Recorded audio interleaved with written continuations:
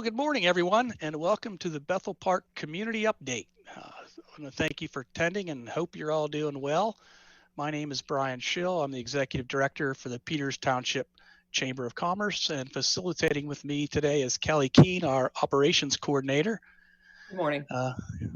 This update is in cooperation with the Bethel Park Chamber. Connie Rule is the Executive Director, and Jennifer Bibb Hisdorf is the Board President. Just a little background, the chambers are a 501c6 membership-based nonprofit, so we receive no government funding, and funding primarily is composed of each member's annual investment and events, or in this case, non-events right now. So first, we'd like to thank our sponsor, Washington Financial Bank. We could not do what we do without our sponsors, especially in these difficult times. So I'd like to say hello to all of our folks on BPTV, and a special shout out to Dave Cable for reaching out to us. So joining us today for this Bethel Park update, we have Mr. Lawrence Christian, the municipal manager, and Detective Sean Gorman from the police department, and Chief Dave Gerber from the Bethel Park Volunteer Fire Company. Just some quick Zoom 101. I'd like to ask everyone to please remain muted during the entire update to eliminate the background noise. This webinar is being recorded. If you look at your top right of your screen, there's a gallery note up there, a way you can see everyone who's on board if you'd like. And so the format's going to go sort of like this. I'll be moderating the discussion with our guests, and time permitting, we'll have some Q&A. If you have a COVID-19 related question or something directly related to what the presenters presented today, you can use the chat feature to ask your question, and that's located at the bottom of your screen. So, Mr. Christian, let's start with you, sir. How about any updates on what's changed since we all started this path and this journey on COVID-19? First off, thank you, Brian, for coordinating this one. We truly appreciate it, and we think that the co-sponsoring, it really has been a very time. I don't think anybody really truly anticipated having a pandemic, but it has been a very big learning event. The community started planning for this one in the February timeframe to make sure that all of our essential services will be maintained. There was a lot of cross-training going on across the municipal to make sure we kept those essential services running. Lost any essential services, the police department is fully operational. Public Works, all the different departments, finance, code enforcement. The residents of Bethel Park probably have seen a lot more vehicles. That is done deliberately to make sure that people understand that we're here, your government. So from that aspect of it, nothing's changed since COVID, except the really far apart right now. About as many people as we possibly can are working from. If we pushed them out to their houses and they're working remotely, we have done so. Some of those things can't be done. Can't have police working from the house. That doesn't quite work that way. Everybody else is working as much as they possibly can to maintain physical and social distance. So we're operating very similar to where we used to be, except all municipal and government public, but open to the employees. I think most of our residents have seen a little operating capacity for our garbage and refuse and recycle. Management is operating off a reduced pickup schedule, and they're only limited to very essential pickups. But they're not picking up curbside waste. But to help our residents, we are Works building on April 18th from 8 in the morning till 2 p.m. We ask if you please keep your distancing, one person at a time at the dumpster. They will have some municipal employees to be there to help kind of usher that in, physical and social distancing to a maximum so we don't have any interaction. One of the things that we had a lot of questions on, what's going on with it. Bethel Park is extending their tax deadline to July 15th to correspond with the state and local. So make no mistake, we're okay with that one, and everything is well in hand. We talked about some of the municipal projects, and based off of Governor Wolf's order, not essential, life-sustaining versus non-life-sustaining, a lot of our up right now to make sure that we are in line with that life-sustaining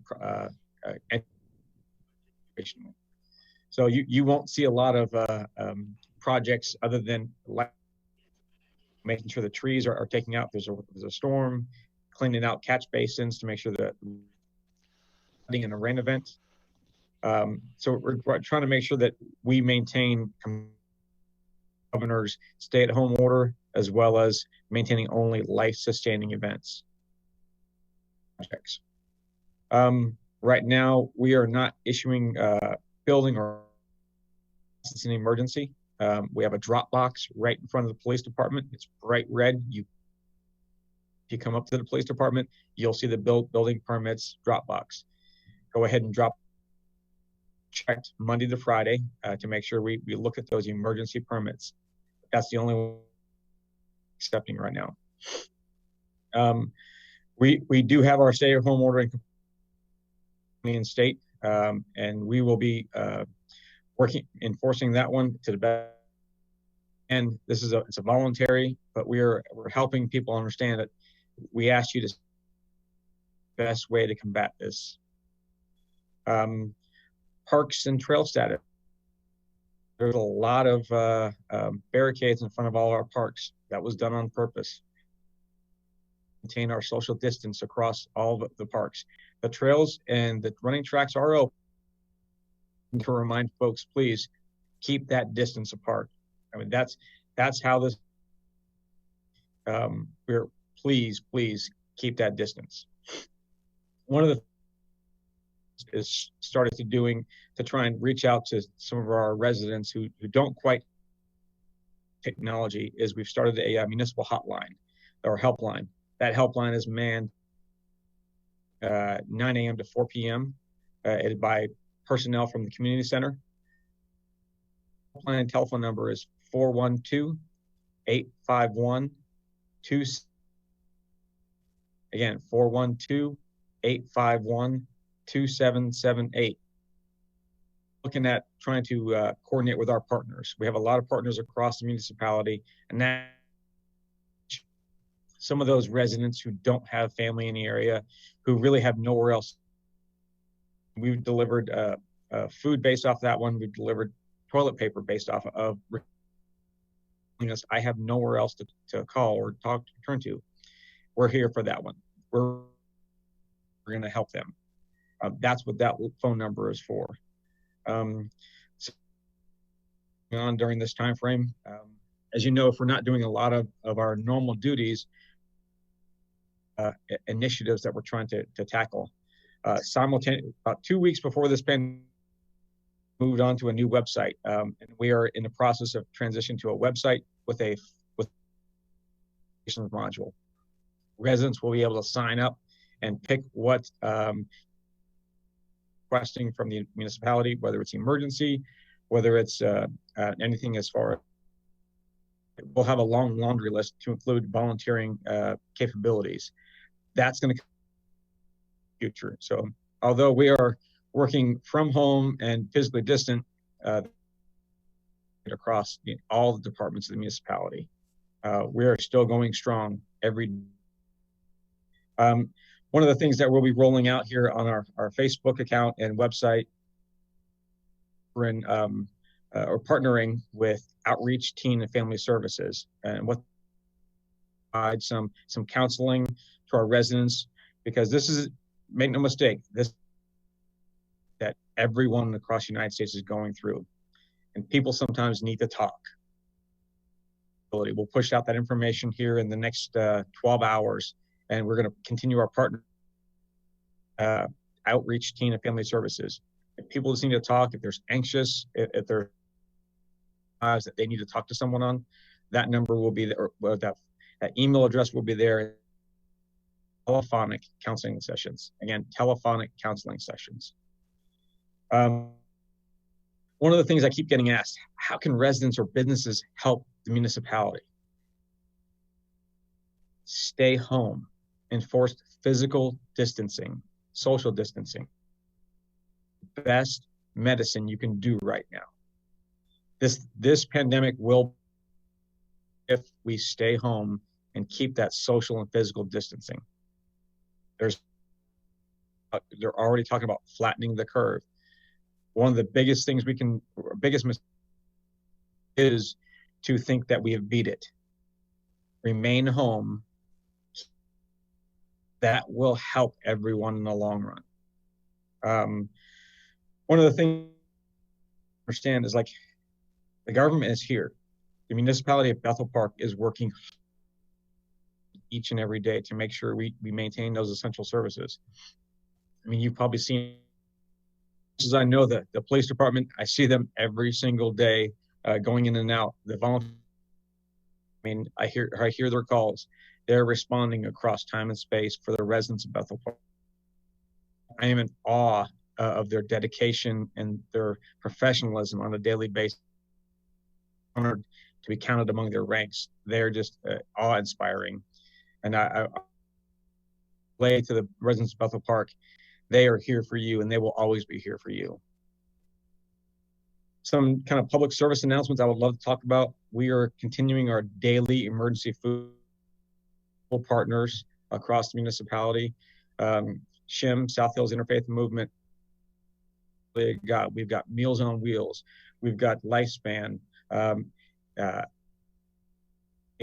We continue to fill up as many pantries as we possibly can, and we ask, if you have the ability, drop off those food items at the community center 10 a.m. to 3 p.m. Obviously, it won't be open tomorrow for Good Friday, but next open. That's going to help those that are being affected most by this pandemic, because food is an essential item, and what we're trying to do is help maintain those pantries. We have a blood drive that's going on April 16th in the community center, a blood mobile from Vitalant. Unfortunately, every single spot is full. It's a good problem to have. We're already working with Vitalant to secure another April or May. I think we have a responsibility to our residents to continue and these initiatives to help those in need right now. Some more information. Dr. Tim Campbell, one of our council members, had a fantastic the other night. It is located on our Facebook page at Bethel Park Municipality. Again, that's our Facebook page at Bethel Park Municipality. Dr. 19 facts, and it's wonderful. It's already at 2,500. Kind of helps reassure a lot of our residents that we will emerge from this pandemic together. And that's really, truly it. We will emerge from this thing as long as we stay at home, maintain our physical and social distancing. A couple of public service announcements on our multiple websites, Facebook page. This is a problem across the country. Flush baby wipes. They will back up your sewer system in your house, sewer system across the municipality, and then it will become a very, very, again, I understand there's a shortage of toilet paper, but that is being rectified. It's hitting the grocery stores and Walmart as we speak. I routinely check every grocery store and every potential or every place that sells park. I try to get there at least once a day to check out to make sure that our supplies and stockages up enough or adequate for our residents.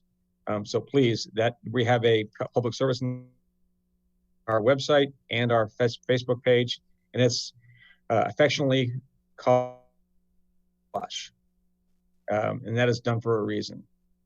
Again, we announcements. We try to keep our communication as open and forthright residents to try and keep that communication open. So if there are anything that you we have our Facebook page, we have our contact at the website, and again, to me personally, my email address is lchristian@Bethel. Again, lchristian@bethelpark.net. So other than that, Brian, if there are any questions of me, portion. Just a couple comments. That's the first I'd heard about the partnership with the Outreach Teen Center for Counseling from any municipality. I love that idea. And so, and the fact that you have the hotline is very is awesome too. So I would encourage folks, if they haven't seen Mike Pompicelli's PSA on sending Clorox wipes down the toilet, you should probably see it. It's pretty cool, actually. So it's on your Facebook page there. So I thought that was a good idea. We see it all the time, and he doesn't only talk about that. He talks about fog as well, fats, oils, and grease, and some things like that, but especially with the Clorox wipes, because all of us have those everywhere now. So, but I thought that was really interesting. But thank you, sir. I appreciate it. Detective Gorman, you're up, sir. All right. Well, thank you, Brian and Kelly, for hosting us and letting us be a part of it. We've done our best to try to get as much information out there through our social media, through our Facebook, Twitter, Instagram. But this is another great avenue to let us let people know what's going on the police department side. So I jotted some notes, so bear with me here. I'm trying to cover as much as I can and try to answer any questions I can afterwards. For us as a police department, some basic changes, as Mr. Christian said, we are up and running full capacity 24/7. We are here whenever you need us. But we've obviously made some adjustments here with COVID-19. Obviously, we've all been issued, all the officers now have our N95 and our eyewear and our latex gloves that we've always carried for ages, but just a little extra protection when we're going on calls or having contact with the public. Some of the way we're responding, we're adjusting just so we're maintaining safe social distance practices, you know, not having an abundance of people congregated in one area. Even logistically, our roll calls and our briefings are done, not confined in our normal briefing room. So we're trying to practice that as well internally. The municipality itself has closed the municipal building to walk-ins so that operations can continue safely inside. That also has occurred with the police department, with the exception being that our lobby is still open, but we are advising that for true emergencies, people should not be just walking in just to make a non-emergent complaint. You can do that through our dispatch center at 412-833-2000. That is our emergency and non-emergency line. And our dispatchers will field your call, take your information, and our dispatch and our patrol supervisors will determine how we respond. Some of our more non-emergency cases may be handled by phone as opposed to in person for safety reasons. So things like, you know, frauds and stuff like that that people are reporting may be followed up by phone. Obviously, some of our other departments, like traffic division, our investigations division, we've kind of taken more of a support role towards patrol to help them out. Overall, our calls have gone down a bit, I'd say, for some non-emergency issues. Obviously theft stuff, stores, the mall closed. So certain incidents we're seeing a decline in, others we're seeing a growth in. And I'll touch on that in a second. But some more restrictions with our station. Our records division is operational, but not accepting walk-ins for police reports. So if anybody is in need of a police report, they can contact our records division, and that number is 412-831-6800, extension 101. And they'll be able to take your information and follow up or send reports as necessary.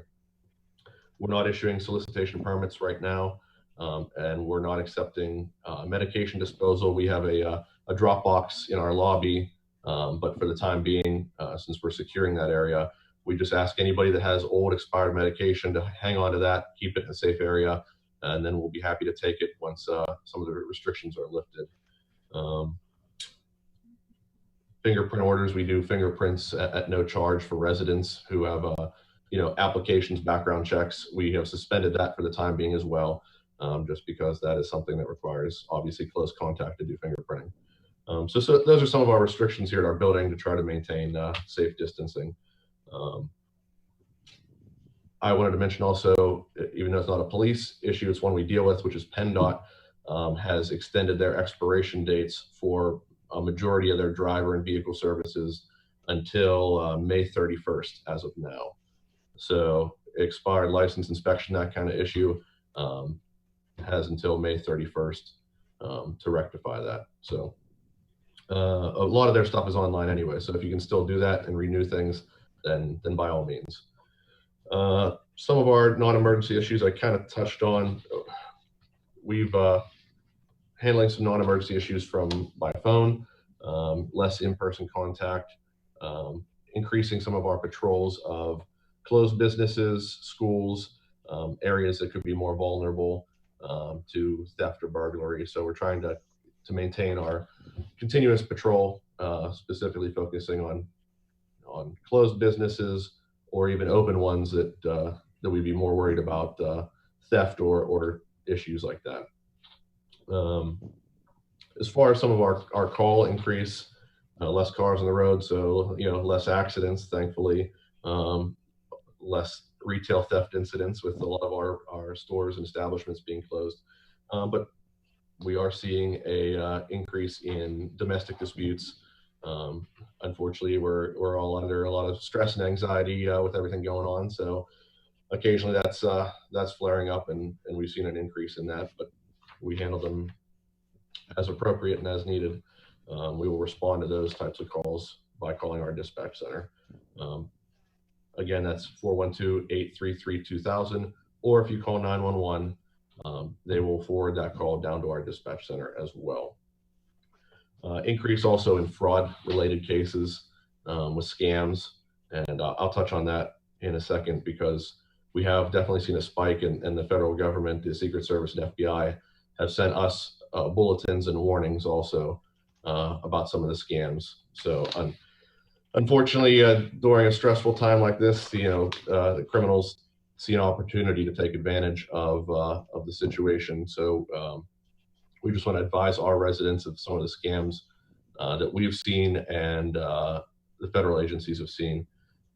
Some of the phishing scams by email, and for those who don't understand, the phishing scams is where somebody's sending an email that portrays that they are coming from a reputable person or establishment.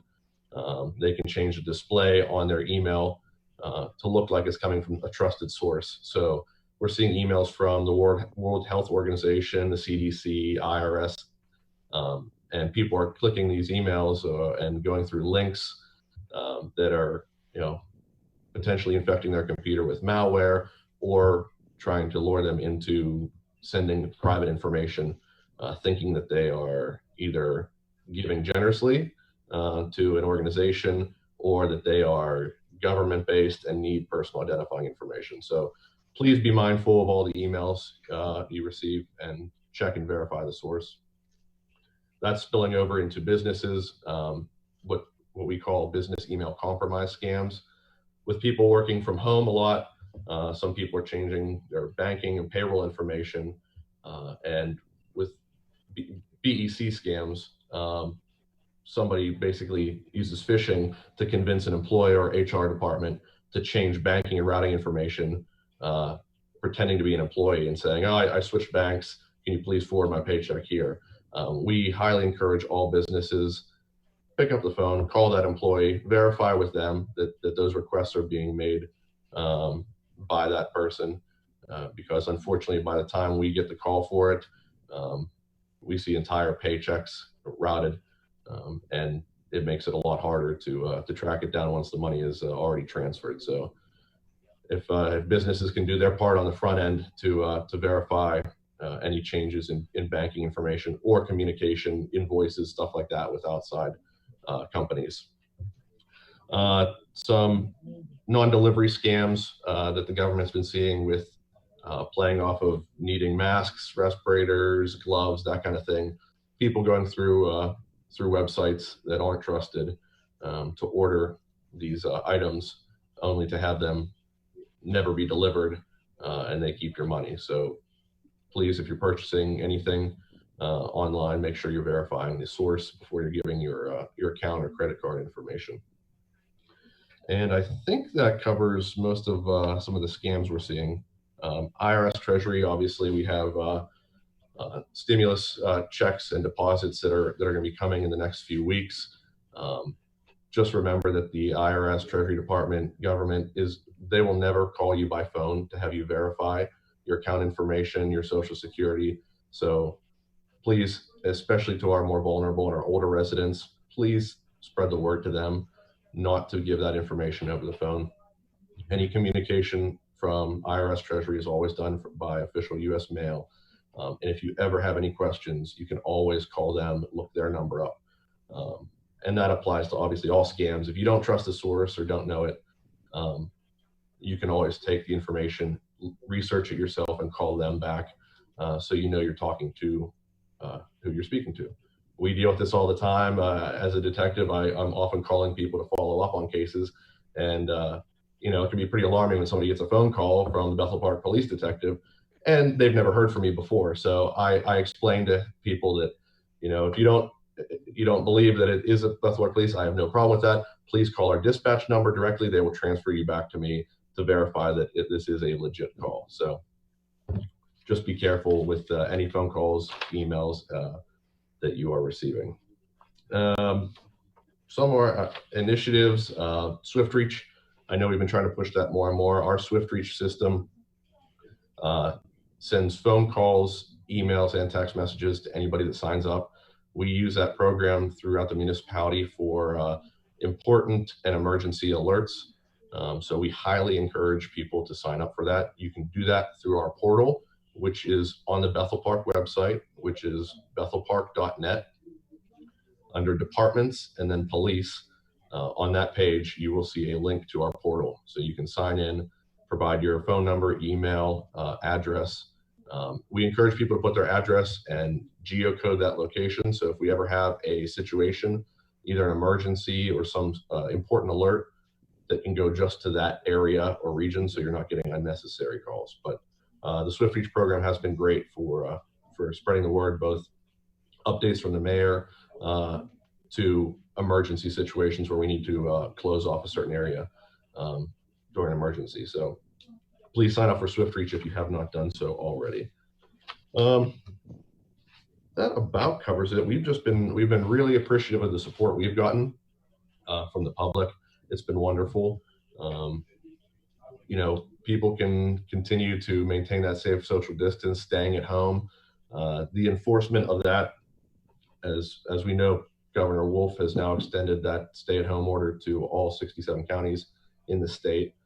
So from the police standpoint, we are looking for voluntary compliance. We are hopeful that by educating people, Mr. Christian mentioned this already, by educating the public of the importance of maintaining social distancing and only going out if necessary, that'll be the extent of our enforcement, is just to advise people. The state police have been handling more the enforcement aspect. The one thing that we do want to know about is restaurants and bar establishments. If they are continuing to serve, alcohol over the bar while you're waiting for orders, that kind of thing, let us know and we will forward that to liquor control and the appropriate state agencies. We want to support our local businesses, but we want to make sure that they're abiding by the takeout only restrictions to help minimize any chance of infection. And that's about it for me. So if you have any questions, happy to take them.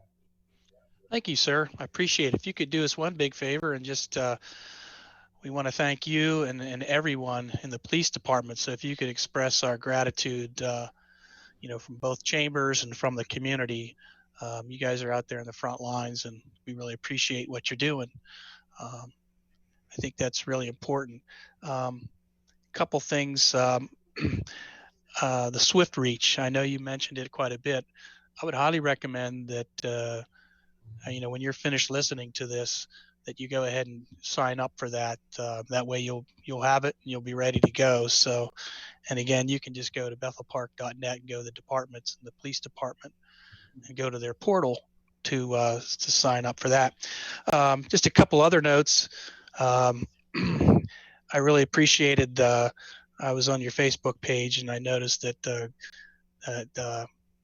Gloria Horn Sewing has donated some masks, or they're working on masks, and Country Hammer Moonshine is delivering some moonshine.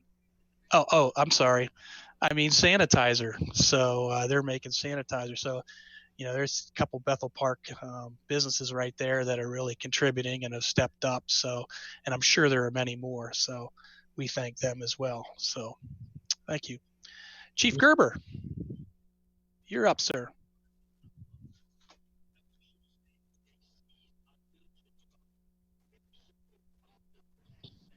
Can you hear me now? I'm sorry. Yes, sir. You're good. All right. We've had a lot of stuff changed on our end of the world as to the way we are doing things around here. First things we started off doing back in the middle of March. Unfortunately, we canceled all our outreach programs, all our fire prevention programs. It's kind of early yet that we get to go out and do things as far as block parties and things like that. But unfortunately, at this point, due to social distancing policies and all, all that stuff is canceled. So we can't wait till that we can get started up again. We always like getting out into the public and seeing everybody. But unfortunately, all our station tours and things like that, we've had to cancel for Boy Scout troops, Girl Scout troops, things along those lines. So as far as our response and all, we've changed a lot of the way we're doing things.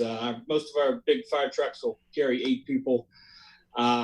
Sometimes, depending on how many people we had, they would get loaded up. We're limiting the number of people that are on a fire truck. We're limiting the number of people that are responding to calls. When we get to a place, residents' houses and stuff, we're limiting the number of people that go into the house. For the most part, we're trying to keep those numbers low to keep the contact between people down, unfortunately. So if you happen to notice we're doing things different as far as that goes, we are.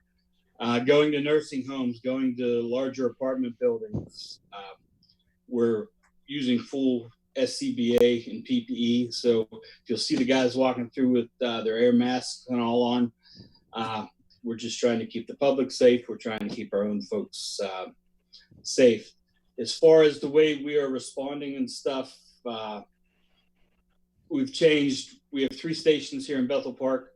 With the 3 stations, before we had guys that could have gear that could go any one of the 3 stations. We've now assigned everybody to a single station, trying to keep it contact limited between even our own members and all. So the thought is that if somebody at like the Clifton Fire Station would catch the virus, it would stay to the Clifton Fire Station folks. So we've changed as far as that goes. Anytime we go out on a call, when crews get back, everything gets wiped down, everything that's been touched. You have a headset on. All the fire trucks have headsets. We've taken all the headsets out of the vehicles.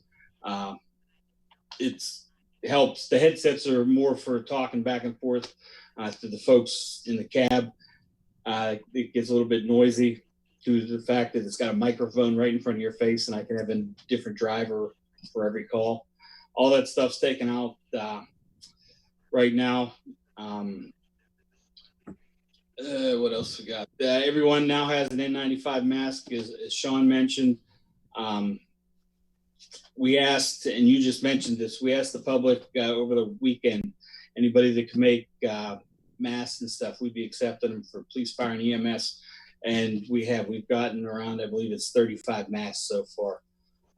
If anybody's still interested, you can call, leave a message here at the fire station, 835-1127. We'd be more than happy to come pick them up. I believe we're still, Lawrence, correct me if I'm wrong, they can still drop them off up at the community center during the food drive, which is between 8 and 3 every day. And they will make sure they get them to us. And we did get our moonshine hand sanitizer also. Great, appreciate that very much from those folks that are doing things like that. Fire stations right now they're closed for just hanging out. Being that we're 100% volunteer, guys could always come. We have a gym, they could work out, they could hang out in the day room, they could do paperwork and stuff. Right now, everything's closed unless there's an emergency response. Now, we do have a couple guys that come in. Secretary comes in normally once a day, collects the mail and stuff, disseminates that. The officers can come in, stop, check their mail, things like that. Financial guys can come in and pay the bills. We still need to function as far as that goes. But as far as hanging out, you won't see the guys or cars in front of the station unless there is an emergency response to go to at this time. Sean mentioned our calls, knock on wood, are been down. I was waiting for more people to be stuck at home and doing crazy, silly things. And fortunately for us, that has not happened. Majority of our calls in the last 3 weeks have been out of town. So kudos to the folks in Bethel Park. You're doing good by staying safe. The one thing I have heard, and we mention this all the time up at the council meetings and stuff, open burning. I know everybody's stuck at home. They're pulling weeds, cleaning up tree branches and stuff they got time for now that they haven't had time for in a while. Just know that you're not able to throw stuff in a big pile and burn it away. That's not the case. If you go on our Bethel Park Volunteer Fire Company's website, which is at www.bethelparkvfc.com, you can get a link and it'll download all the county ordinances that tell you about open burning and stuff. The fire can't be more than 3 feet round. It can't be more than 2 or 3 feet off the ground. It's got to be a certain distance away from your house and building and all. But if you go on our website, you can download the paper that tells you all the county ordinances and what you got to do to stay safe. I have heard, like I said on the radio, the police get called to a bunch of that stuff. And whatever you do when you are having your recreational burn, don't throw gas on it because your wood's outside, it's been wet and stuff like that. I've heard last night I heard the police get called to a large fire, possibly an open burn. They got there, it was nothing. You can't just light it up with gasoline or oil or whatever. It tends to be very dangerous and stuff.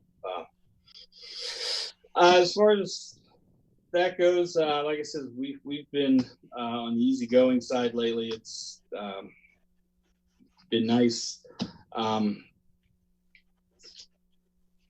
As far as from our end of it, like I said, we're just trying to stay safe from our end and keep out of trouble, keep our guys from being sick. Thankfully, nobody's gotten anything so far.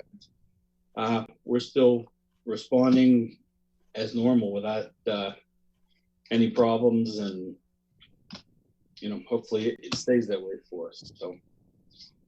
As far as initiatives, we are working on. One of the problems we have is because we can't get guys together. We normally have training every night or every Monday night we have not been able to do that. We talked earlier this week, the line officers were going to work on doing some online training, getting 1 or 2 guys together, shoot some simple little videos, for 5 minutes here, 5 minutes there. And just listen to you guys say, we may work on trying to do some fire prevention tips that we can put out on Facebook and on our website and stuff. So I'll talk to our folks about that. And as I said, as far as what residents or businesses can do to help us, like I said, we appreciate the masks we got. We can always use more of them.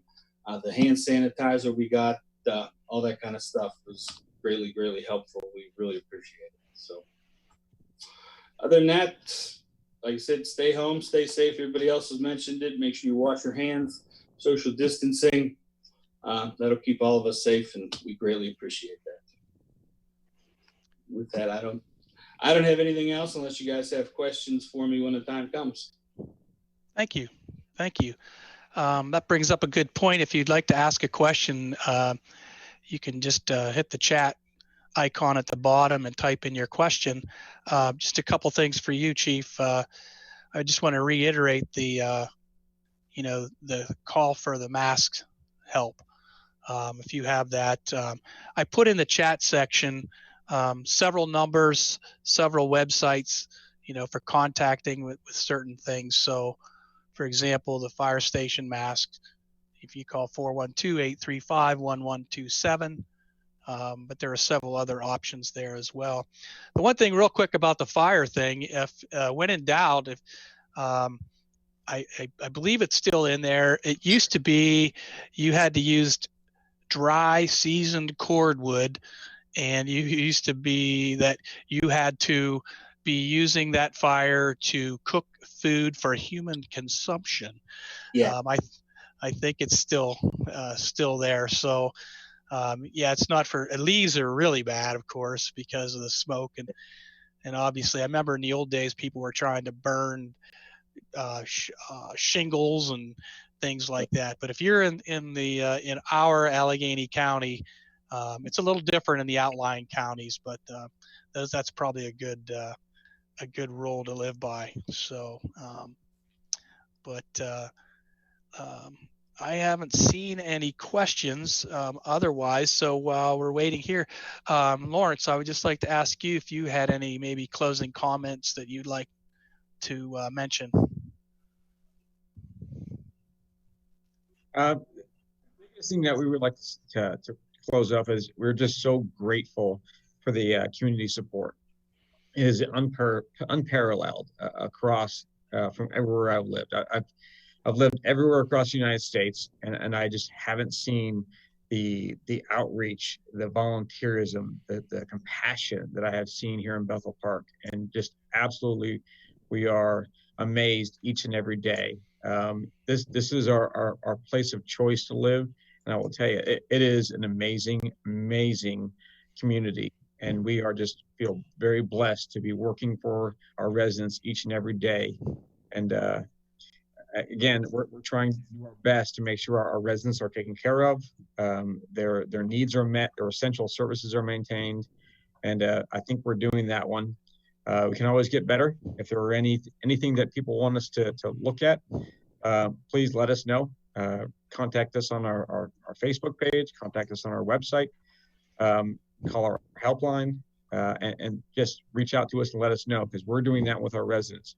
We're trying to maintain the communication. And again, this is unprecedented time.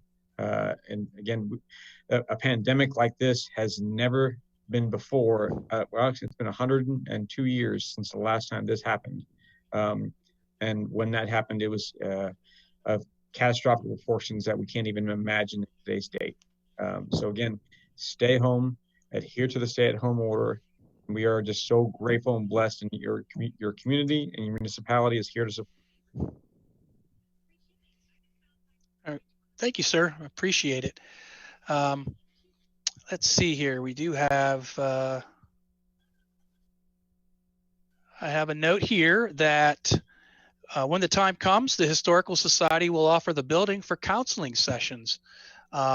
if you should so do that, just as they had done during the flood. I know you had mentioned previously about outreach being telephonic, but they did reach out and to let you know that that's available. We thank you, Bill, for that comment there. One question here, other than the fire department, are there any other agencies looking for homemade masks? Is there a central collection location where someone can distribute those? Brian, we're collecting those at the community center in conjunction with our emergency food drive. There's a bin set up, and it actually says donated masks right on top of it, or right on the side of it. So what we've done is we're distributing it out to among the emergency services.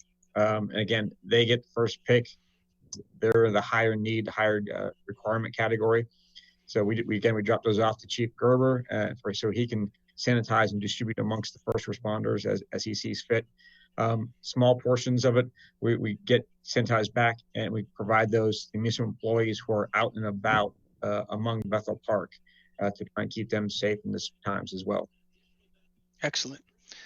All right, just in closing, I do want to mention that I'm very impressed with Bethel Park. Obviously, I'm fortunate enough to be in the Upper St. Clair Bethel Park Rotary Club and the Morning Club, so we have been working a lot more now with Bethel. As far as the chamber goes, we represent all of the South Hills and Northern Washington County, so we see a lot of municipalities, but Bethel Park is right there at the top. The social media, every time anything is ever asked of Bethel Park comes through, and especially with, when you think about this, you've taken time out of your day, Mr. Christian, as well as Detective Gorman and Chief Gerber, and we really appreciate that. Your social media, the other gem that Bethel Park has is BPTV. Like I said, Dave Cable actually reached out to us, which I thought was very clever, and we really appreciate that. So one more time, I want to say thanks to all of our panelists today for joining us. I would like to let everybody know that both chambers are open for business, albeit remotely. Our physical offices are closed. I did put a note in the chat box, but if you need to get a hold of the PT, the Peters Township Chamber, email is best, info@ptcoc.org. Our phone number is 724-941-6345, and we check that at least twice, usually 3 times daily. For contacting Bethel Park, you can contact Connie Rule at 412-719-6761, or Diane Ford at 412-595-8361. A couple of other notes. We did put a new Facebook group together at Peters. It's called the Peters Township Chamber Community Support, which is it's COVID related. So if you're all South Hills and Northern Washington County, if you have a business, you can join that group and you can add to it. So if your business or some business, you say, hey, they've changed their hours, or hey, they're doing this really cool delivery thing right now, or drive-by slushies, or whatever it is, you can do that. Again, I'd also recommend that everyone take a peek at the Bethel Park website, as well as the Bethel Park, the police department, and the fire department Facebook pages, which are very active. So we did mention a little bit, Mayor Jack had an update. It's also on Facebook if you want to look that up. And just the fact that you guys are having the food, the mask, and the blood drives and things like that, you're very active. You got the Black Hawk Fund group that's always out there and doing things as well. So one more special shout out to Dave Cable for BPTV. I'd like to thank our presenters again, and our sponsor, Washington Financial Bank, for all of you guys. Let's see here. I got Sean, you wanted to say something else? Yes, sir. One thing I forgot to mention that I thought was important, an increase in calls that we have been to check on the welfare of some of our older and more vulnerable residents. Family members, obviously they can't visit in person, so when they don't get a hold of them by phone, they're calling us to check on them, or they're leaving their homes to drive over. So I just want to encourage everybody to reach out to your neighbors who might be older or more vulnerable. Offer your help. If you're going on a grocery run, offer to get stuff for them so that they don't have to leave the house. But also try to get phone numbers and exchange numbers with them or with their kids and their family, just so that they have a backup way to get a hold of a neighbor if they can't get a hold of their loved one. So just look after our older population if you could. Okay. Since we have a couple minutes, I'm looking here. We did have a couple other questions. Is there a place to return library materials, or should we just hold on to them until they are open again? I spoke with the librarian for the Bethel Park Library. Please hold on materials. There will not be any late fees whatsoever. We have pulled in all remote drop boxes for library materials inside the building. So please, again, hold those through the pandemic until the library returns to full operational status. And then at which time they'll be accepting overdue material, but it won't be overdue. There will be no late fees or be no late anything. Okay. And one last closing comment, Brian, I kind of failed to mention this one, but you did allude to it. I just kind of want to do a little bit deep dive on this. The BethelPark.net website. We have spent a lot of time and resources taking that website and make it a resource for both residents and businesses as well. Our municipal planner, Shane Burkholder, has done countless hours of research in both the stimulus packages and all of the coronavirus response at the national and state level to try and make that page a resource, a one-stop shop resource for both our residents and businesses. Everything from small business loan application process, unemployment compensation, and running the spectrum. Residents can go to that one page and really kind of use it as a link everywhere else as a jumping platform. And a lot as well, because what we're trying to do is make it easier on our businesses and residents. It shouldn't be rocket science to try and figure out how to navigate the waters right now on making sure that you have figure out how to apply for unemployment compensation or work the payroll stimulus plan. So those are things that we're trying to do on your behalf to make it easier. Excellent. Thank you. One other note. Thank you, Stacy Ryback. She just wanted to let everyone know that Senator Iovina's office is there for you. They're checking their voicemail hourly. So if you have any state-related issues, they're there to help. Also, I'd like to mention we do have, Bethel Park is a split community when it comes to your Pennsylvania House. So you can also reach out to Natalie Mihalik or Mike Piskarik as well. So if you have any state-related issues, and again, both chambers also have COVID-19 resource pieces of their website as well. So please use all those. I know there's a lot of information overload. Hopefully we've helped you today. Again, we just want to say thanks to the presenters, again, to Washington Financial Bank, and thank you to all of you. Stay well, my friends, and have a great day. Thank you.